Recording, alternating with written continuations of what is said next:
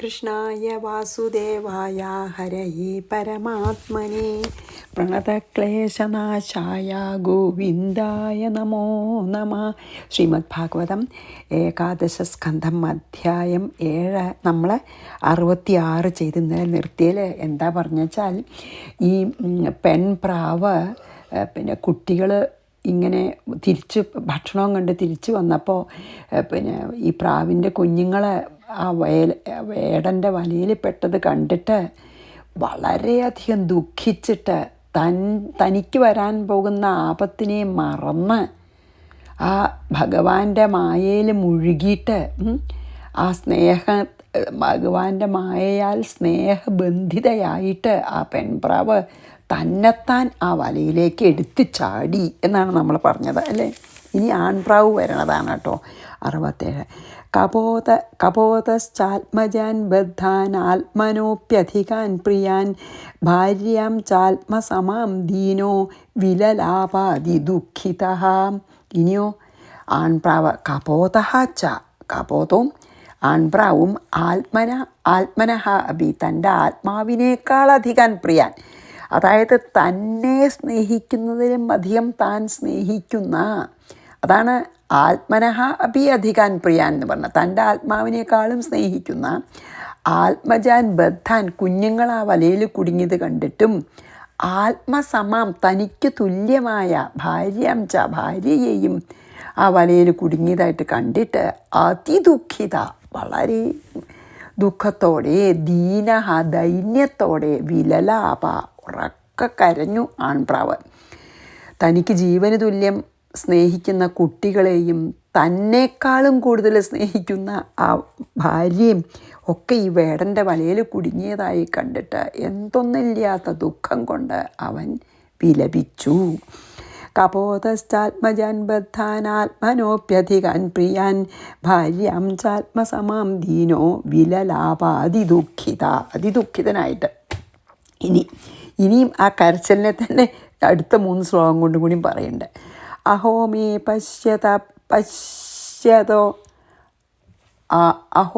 പശ്യതാപായമൽപപുണ്യസ്യ ദുർമതേഃ അതൃപ്തസ്യാകൃതാർത്ഥസ്യ ഗൃഹസ്ത്രൈവർഗികോ ഹതഃ. എന്നിട്ടോ കഷ്ടം, അഹോ കഷ്ടം, ദുർമതേ മേ ദുർബുദ്ധിയോടുകൂടിയ എനിക്ക് ഇപ്പം സംഭവിച്ച അപായം, ഈ അപകടത്തെ പശ്യത നോക്കൂ, എൻ്റെ ദുർബുദ്ധി കാരണം തന്നെയാവും എനിക്ക് ഈ അപകടമൊക്കെ ഉണ്ടായത്. അല്പപുണ്യസ്യ എൻ്റെ നിർഭാഗ്യം കൊണ്ട്, അല്പപുണ്യം വെച്ചാൽ ഭാഗ്യമില്ലായ്മ അല്ലേ, ഭാഗ്യമില്ലായ്മ കൊണ്ട് അകൃതാർത്ഥസ്യ വേണ്ട പോലെ ഫലം ലഭിക്കാത്തവനും അതൃപ്തനുമായ എൻ്റെ ത്രൈവർഗിക, അതായത് ധർമാർത്ഥകാമങ്ങൾക്ക് കാരണമായ ഗൃഹം ഭാര്യയും കുഞ്ഞുങ്ങളും ഹതഹ നശിച്ചുപോയല്ലോ. വല്ലാത്ത ദുഃഖമായി. അതായത് എന്താ പറഞ്ഞാൽ എനിക്ക് വന്നിട്ടുള്ള ഒരു ഭാഗ്യം, തീരെ ഭാഗ്യമില്ലാത്ത ദുർഭാഗ്യവാനായ ദുഃഖിതനുമായ എനിക്ക് വന്ന അപായം ഒന്ന് നോക്കണേ, കഷ്ടം. എന്താണ് ഈ സുഖങ്ങളിലൊന്നും തൃപ്തിയില്ലാത്തവനും ഒന്നും ധർമാർത്ഥ കാമങ്ങളിലൊന്നും വേണ്ട പോലെ സമ്പാദിക്കാത്തവനുമായ, അതായത് എൻ്റെ ധർമ്മവും അർത്ഥവും കാമവും ഒക്കെ എനിക്ക് തരാൻ പോകുന്നതും തന്നുകൊണ്ടിരിക്കുന്നതുമായ എൻ്റെ ഗൃഹവും അതിൻ്റെ ഉള്ളിലത്തെ എൻ്റെ ഭാര്യയും കുട്ടികളും ഒക്കെ ഇതാപ്പോൾ ഇനി നഷ്ടപ്പെട്ടു എനിക്ക്. ഇനി ഞാൻ എന്താ ചെയ്യുക? ഭയങ്കര സങ്കടത്തോടു കൂട്ടാണ് കരയണം. ഇനി അഹോമേ പശ്യതാപായം അല്പപുണ്യസ്യ ദുർമതേഃ അതൃപ്തസ്യാകൃതാർത്ഥസ്യ ഗൃഹസ്ത്രൈവർഗികോ ഹതഃ. അതായത് ദുഃഖം കൊണ്ട് ശരിക്കും പറയാച്ചാൽ ഒന്നും ആലോചിക്കാൻ തന്നെ പറ്റാതെ ഈ ആൺപ്രാവിനെയും, അതായത് എനിക്ക് ഈ ആപത്ത് വന്നൂലോ, ഞാനൊരു മഹാപാപിയാണ്, ഞാൻ ദുർബുദ്ധിയാണ്, അതൃപ്തനാണ്, അകൃതാർത്ഥനാണ്, അയ്യോ എനിക്ക് എല്ലാം നഷ്ടപ്പെട്ടുല്ലോ എന്നാണ് അപ്പോൾ ഇതിൽ പറഞ്ഞത് കേട്ടോ. ഇനി അടുത്ത 2 ശ്ലോകം കൂടിയും ദുഃഖം തന്നെയാണ്. അതായത് പിന്നെ 69 70 ഒന്നിച്ചാണ് ചെയ്തിരിക്കുന്നത് കേട്ടോ. അപ്പോൾ നമുക്ക് ഒന്നിച്ച് ചെയ്യാം 69 70. അനുരൂപാനുകൂലാച യസ്യ മേ പതിദേവത ശൂന്യേ ഗൃഹേ മാം സംത്യജ്യ പുത്രൈഃ സ്വർയാദിസാധുഭിः സോഹം ശൂന്യേ ഗൃഹേ ദീന മൃതദാരോ മൃതപ്രജ ജിജീവിഷേ കിമർത്ഥം വാ വിധുരോ ദുഃഖജീവിതഃ. എന്താണ് ഈ 2 ശ്ലോകത്തിൽ പറഞ്ഞ യസ്യ മേ, ഇങ്ങനെയൊക്കെയുള്ള എനിക്ക് അനുരൂപ, ശരിക്കും എനിക്ക് ഏറ്റവും ചേരണതും പതിദേവത, അതായത് ഭർത്താവിനെ ഒരു ഈശ്വരനെ പോലെ കാണുന്നവളും അനുകൂല, എനിക്കെപ്പോഴും അനുകൂലമായിട്ട് എപ്പോഴും എല്ലാം പ്രവർത്തിക്കുന്നവളും ഭാര്യ ശൂന്യഗൃഹേ, ആ ശൂന്യമായ വീട്ടിൽ മാം സന്ധിഞ്ച, എന്നെ ത്യജിച്ച് സാധുവി പുത്രൈ, ആ സാധുക്കളായ കുഞ്ഞുങ്ങളോടുകൂടി സ്വയാതി സ്വർഗം പ്രാപിക്കുന്നുവോ സഹ അഹം. അങ്ങനെ അത് കണ്ടുകൊണ്ട് ഞാൻ, എനിക്ക് ഏറ്റവും അനുരൂപയും ഭർത്താവിനെ ദൈവമായി കരുതുന്നവളും എല്ലാം എനിക്ക് അനുകൂലമായി മാത്രം ചെയ്യുന്നവളുമായ ഭാര്യ ഈ ശൂന്യമായ ഗൃഹത്തിൽ എന്നെ മാത്രമാക്കിയിട്ട് പോയില്ലേ. അങ്ങനെയുള്ള ഞാൻ മൃതധാര, മരിച്ചുപോയ ഭാര്യയോടും, അതായത് വൈധവ്യം അനുഭവിക്കുന്നവനും, മൃതപ്രജ, സന്താനം നഷ്ടപ്പെട്ടവനും, വിധുര ഭാര്യാരഹിതനും, ദീന അങ്ങേയറ്റം ദൈന്യതയോടുകൂടിയവനും, ദുഃഖമായ ജീവിതത്തോടുകൂടി ശൂന്യഗൃഹേ, ഈ ശൂന്യമായ വീട്ടിൽ ആരുമില്ല. കിമർത്ഥം മഞ്ഞി, ഞാൻ എന്തിനു വേണ്ടി ജിജീവിഷേ, ഞാൻ എന്തിനാ ജീവിച്ചിരിക്കണേ? എന്താണ് ദുഃഖം കൊണ്ടേ?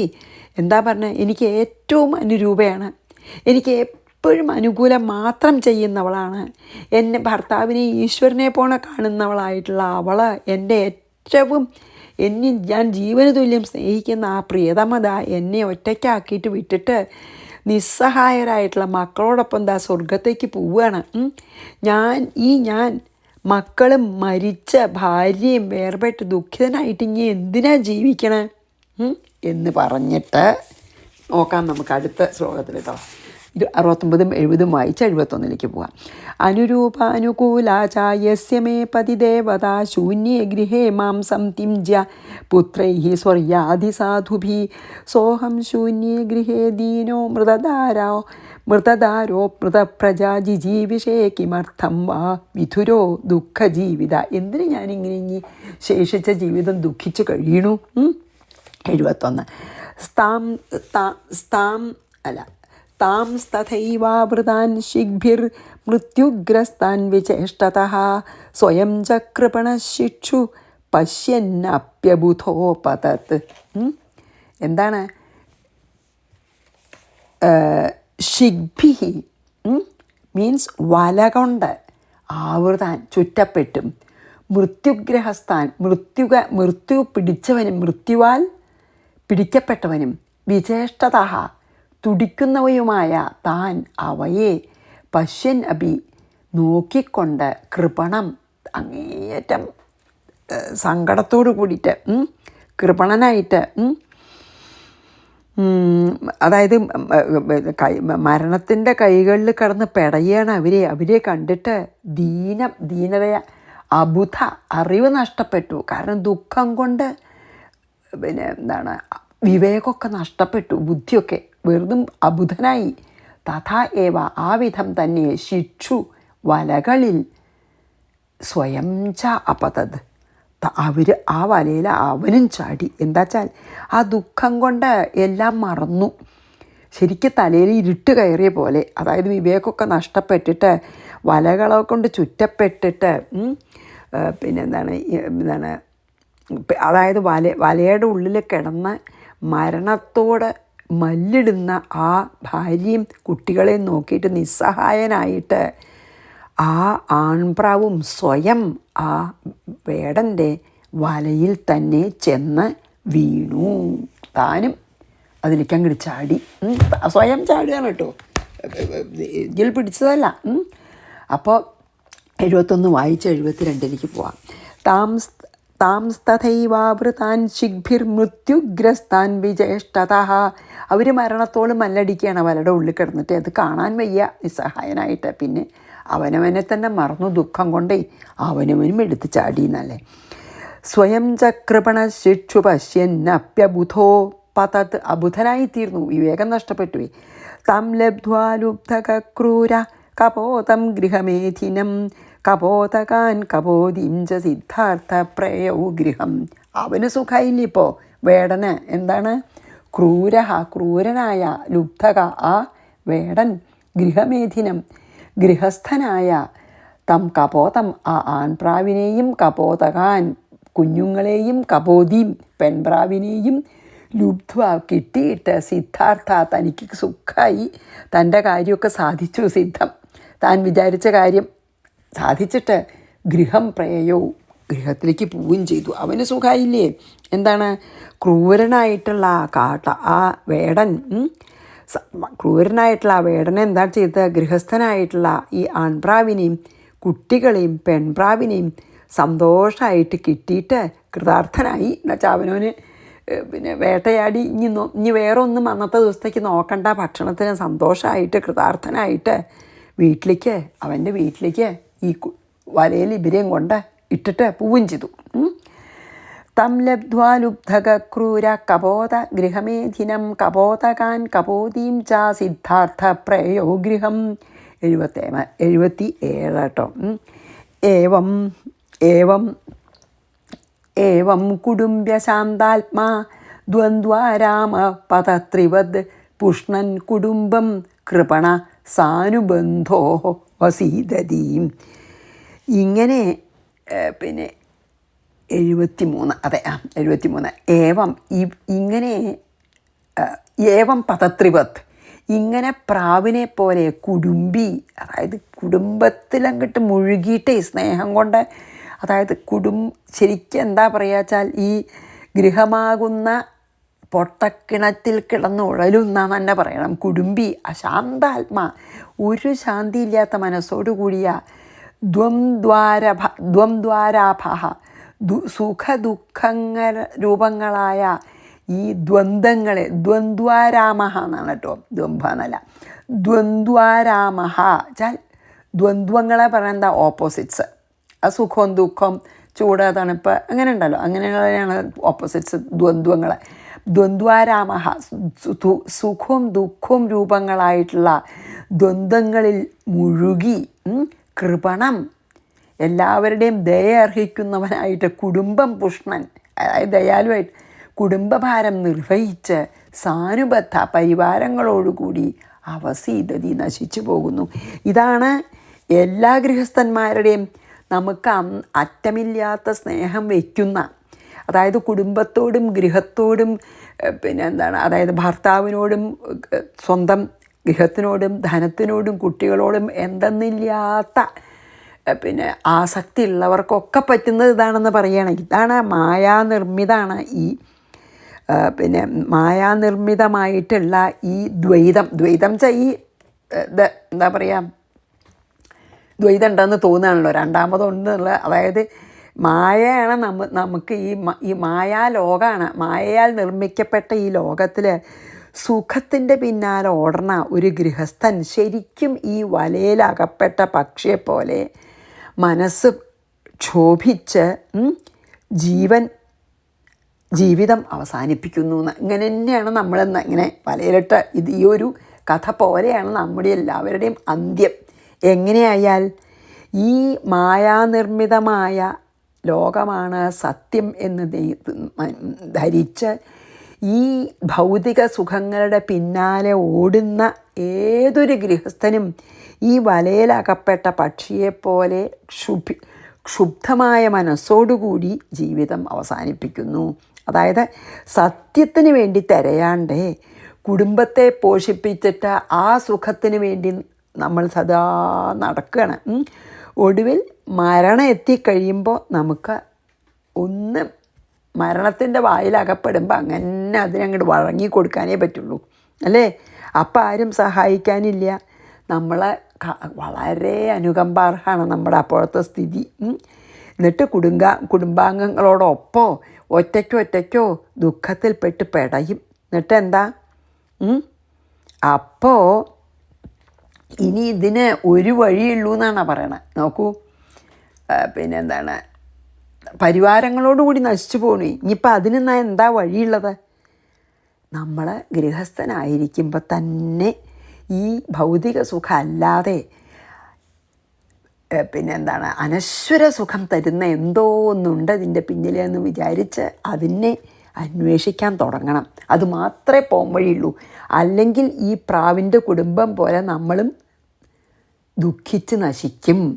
അതിന്നൊരൊറ്റ പോകാൻ വഴി എന്താണ്?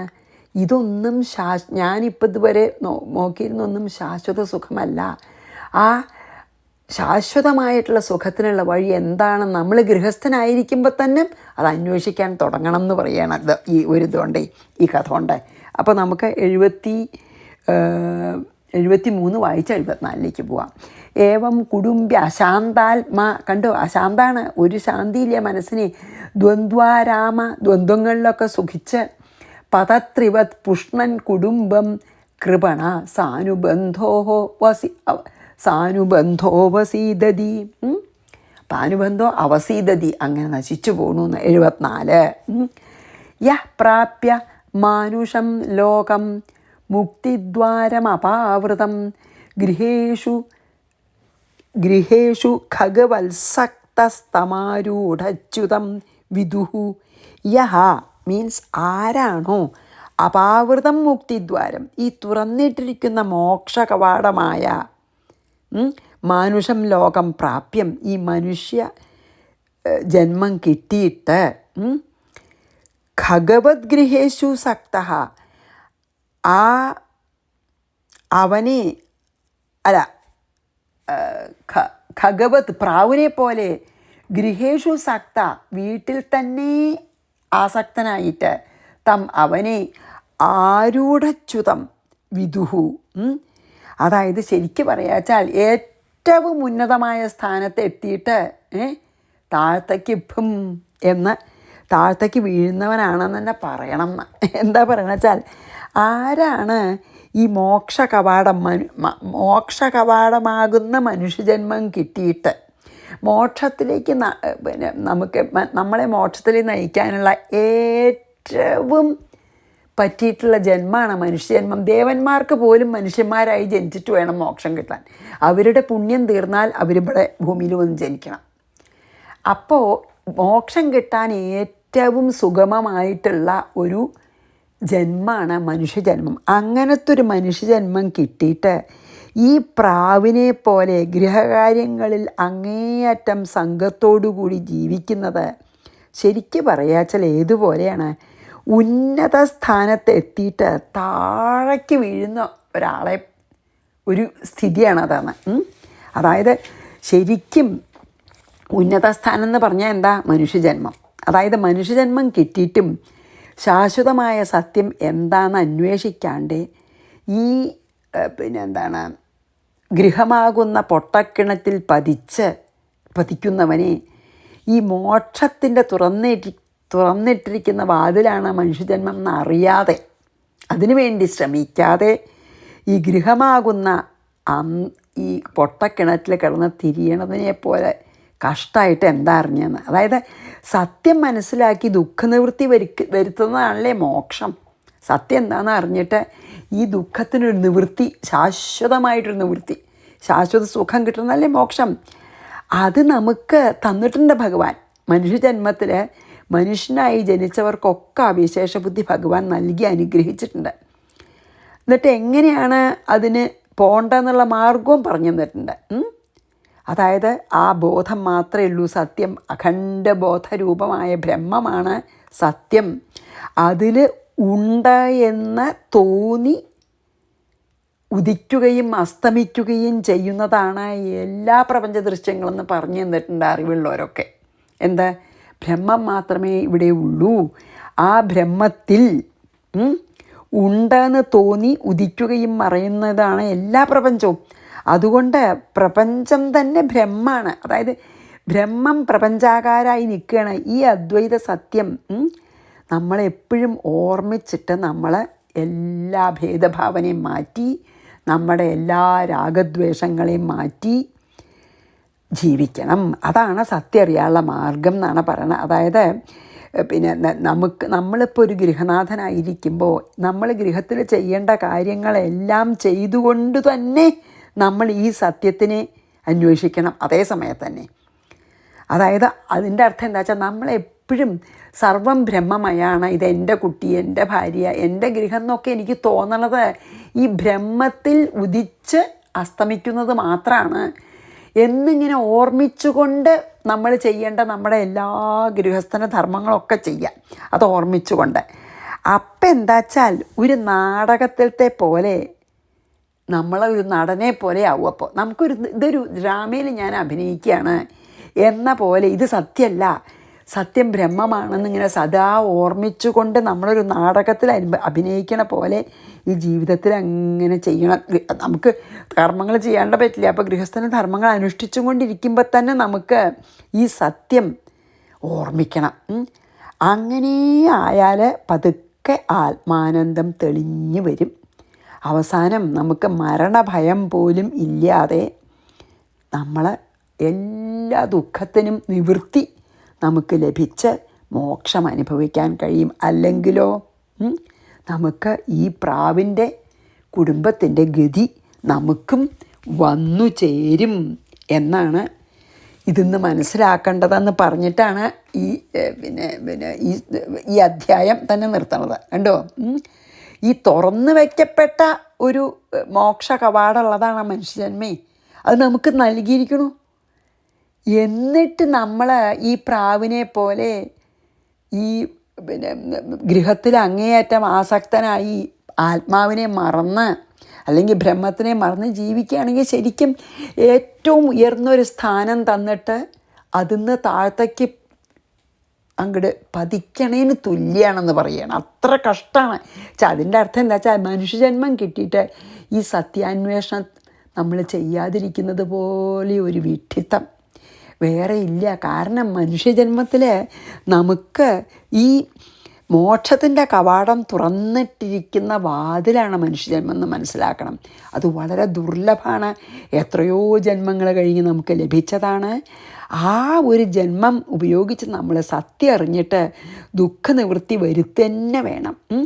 ആ ഒരു വിശേഷ ബുദ്ധി ഭഗവാൻ നമുക്ക് നൽകി അനുഗ്രഹിക്കുകയും ചെയ്തിരുന്നു എന്ന് മാത്രമല്ല, ഉപനിഷത്തിലൊക്കെ ഋഷിമാരത് എങ്ങനെയാണ് നമ്മൾ ചെയ്യേണ്ടതെന്നും പറഞ്ഞു നിൽക്കണു. എങ്ങനെയാണ് ചെയ്യുക? ഈ അഖണ്ഡ ബോധാനന്ദ സ്വരൂപമായിട്ടുള്ള ബ്രഹ്മം മാത്രമേ സത്യമുള്ളൂ. നമുക്ക് തോന്നണില്ലേ ലോകം ഉണ്ടെന്ന? ഉവ്വ്, അതൊക്കെ ആ ബ്രഹ്മത്തിൽ ഉണ്ടെന്ന് തോന്നിയിട്ട് നിലനിൽക്കണു കുറച്ചു നേരം, പിന്നെ അത് മറയണു. അങ്ങനെ അത് മാത്രമേ ഉള്ളൂ. അത് സത്യമല്ല, ബ്രഹ്മം മാത്രമേ സത്യമുള്ളൂ. അല്ലെങ്കിൽ നമുക്ക് ഈ പ്രപഞ്ചത്തിനെ ബ്രഹ്മാകാരമായിട്ട് വിശ്വാകാരനായിട്ട് കാണണം ബ്രഹ്മത്തിനെ. എന്നിട്ട് എപ്പോഴും നമ്മൾ ഈ ഗൃഹസ്ഥന നമുക്കിപ്പോൾ ഈ ദേഹം വീഴണ വരെ അതിലിരിക്കണമല്ലോ. പക്ഷേ ഗൃഹസ്ഥന ധർമ്മങ്ങളൊക്കെ ചെയ്തോളൂ എന്നാണ് പറയണത്. പക്ഷേ ഗൃഹസ്ഥന ധർമ്മങ്ങൾ ചെയ്യുമ്പോഴും അതൊരു നാടകം പോലെ, ഭഗവാൻ എന്നെ നിമിത്താക്കിയിട്ടൊരു നാടകത്തിൽ ഞാൻ അഭിനയിക്കുകയാണ്. ഇതൊക്കെ എനിക്ക് തോന്നലാണ്. ബ്രഹ്മത്തിൽ ഉദിച്ചു അസ്തമിക്കുന്നതാണ് ഇതെന്ന് ഇങ്ങനെ സദാ നമ്മളെ ഓർമ്മിച്ചു കൊണ്ടിരിക്കണം എന്ന് അതാണ് പറയണത്. അങ്ങനെ ഓർമ്മിച്ചുകൊണ്ട് നമ്മുടെ ധർമ്മങ്ങൾ ചെയ്താൽ നമുക്ക് ആസക്തി ഇത്ര ഉണ്ടാവില്ല എന്നാണ്. അപ്പോൾ പതുക്കെ നമുക്ക് ഈ ആത്മാനന്ദം തെളിഞ്ഞു വന്നിട്ട് നമുക്ക് മോക്ഷത്തിലേക്ക് നമ്മളെ നയിക്കും എന്നാണ് പറഞ്ഞത്. അപ്പോൾ നമുക്ക് 74-ാമത്തെ ശ്ലോകം വായിച്ച് ഈ അധ്യായം സമാപ്തമായി. അപ്പോൾ നമുക്ക് അടുത്ത അധ്യായം അടുത്ത സെഷനിൽ ചെയ്യാം. യഹ പ്രാപ്യമാനുഷം ലോകം മുക്തി യപ്രാപ്യ മാനുഷം ലോകം മനുഷ്യജന്മേ മാനുഷല്ല കേട്ടോ. യപ്രാപ്യ മാനുഷം ലോകം മുക്തിദ്വാരം അപാവൃതം തുറന്നിട്ടിരിക്കുകയാണ് മുക്തിയിലേക്കുള്ള വാതിലേ മനുഷ്യജന്മത്തിൽ.